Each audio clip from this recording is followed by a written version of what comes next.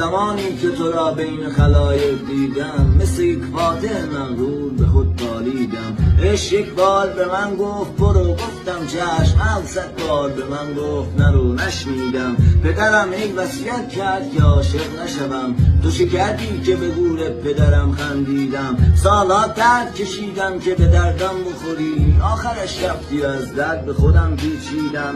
تشنه بودم که تو ساک سفرت را بستی، حیف از آن آب که پشت سر تو پاشیدم. آه کعبه از چشم خدا افتاده، کاش اینقدر به دور تو نمیچرخیدم. از دهانم که پر از توست بدم میآید، تو فران لحظه که لبهای تو را بوسیدم. از خودی زخم نمیخوردم اگر بی تردید، از سگم بیشتر از گرگ نمیترسیدم. این که بخشیدم از فرق میان من و توست، من اگر مثل تو بودم که نمیبخشیدم. داستان من و زیبایی تو یک خط است، بچگی کردم از لای لجن گل چیدم. دلبر